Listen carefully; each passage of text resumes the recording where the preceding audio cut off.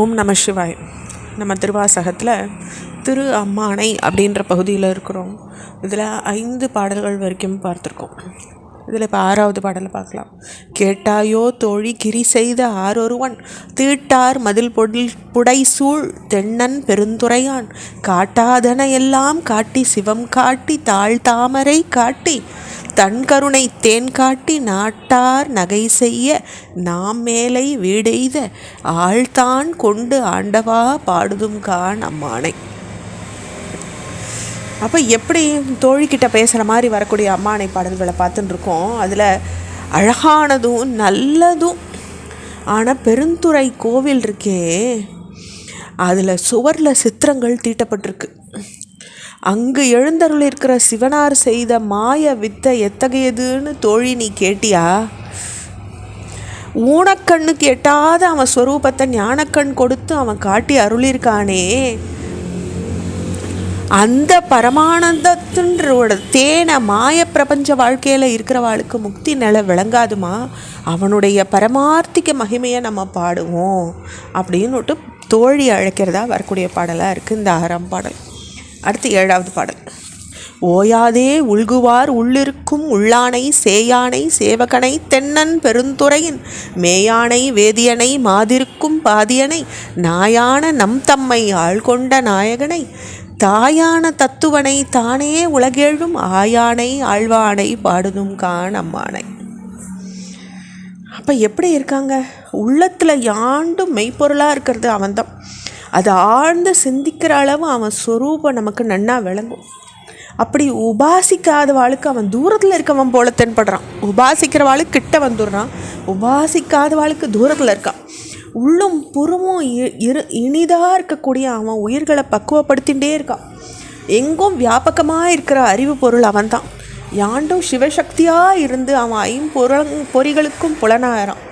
நமது பக்குவத்துக்கு ஏற்ப அவன் நம்ம தலைவனாக இருக்கிறது நமக்கு விளங்கிறது. நாயான நம் தம்மை ஆள்கொண்ட நாயகனை. அப்போ அவைகளுக்கெல்லாம் மேலான அவன் எப்பொழுதும் தாயாக இருந்து பரிவோடு நம்ம பேணின்னு இருக்கான்.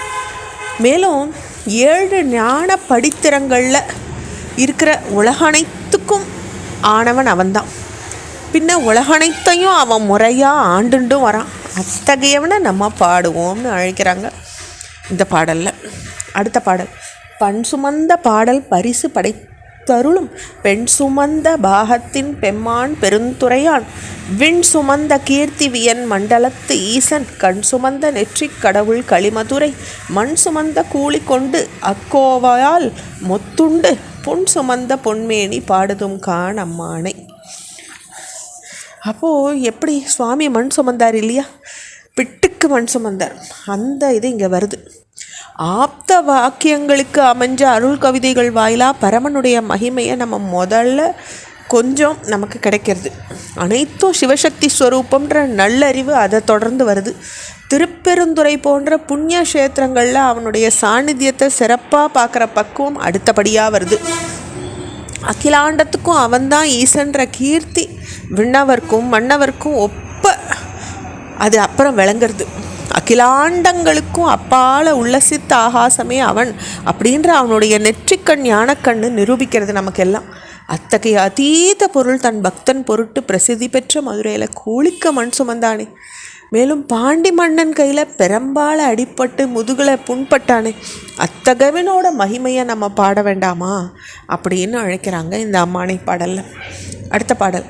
துண்டம் பிறையான் மறையான் பெருந்துரையான் கொண்ட புரிநூலான் கோலமா ஊர்தியான் கண்டம் கரியான் செம்மேனியான் வெள்நீற்றான் அண்டம் முதல் ஆயினான் அந்தமிலா ஆனந்தம் பண்டை பரிசே பழ அடியார்க்கு ஈந்தருளும் அண்டம் வியப்புருமா பாடுதும் காணம்மானே.